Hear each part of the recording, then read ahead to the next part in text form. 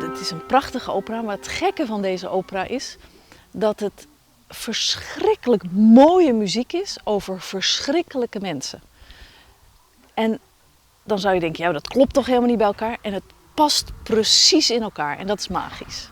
De opera van de Italiaanse componist Verdi is onder een van de 19e eeuw schreeuwen. Shakespeare schreef zijn tragedie zelfs al aan het begin van de 17e eeuw. Bedachts is de thematiek actueel. Macbeth draait om macht en om het gebruiken van macht en machtsposities om zaken voor elkaar te krijgen, om macht over anderen te winnen. En dat is natuurlijk in de hele wereld nog steeds het geval. Regisseur Corina van Eyck had al vaker keersen van Verdi. Wat Verdi kan als geen andere componist is de muziek en het drama perfect matchen. Bij andere componisten denk je nog wel eens, wat bedoelt hij hier? Welke kant moet ik op? Voor welk personage moet ik kiezen? Maar bij Verdi is dat glashelder.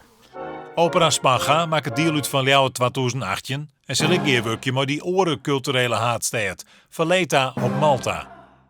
In 2018 doen we Aida van Giuseppe Verdi. Dat doen we zowel in Spanga, daar prepareren we hem helemaal, daar bereiden we hem helemaal voor. En dan gaan we ermee naar, spelen we hier een x-aantal keer en dan spelen we in Valletta. Dat is de hoofdstad van Malta in een heel mooi openluchttheater. Hier spelen we wel in de tent, gewoon omdat de weergoden hier nou eenmaal een beetje anders, een beetje grilliger zijn dan op Malta in de zomer. De première Waasdie is uitverkocht. Voor de oren zaalvaststellings binnen er nog kaarten.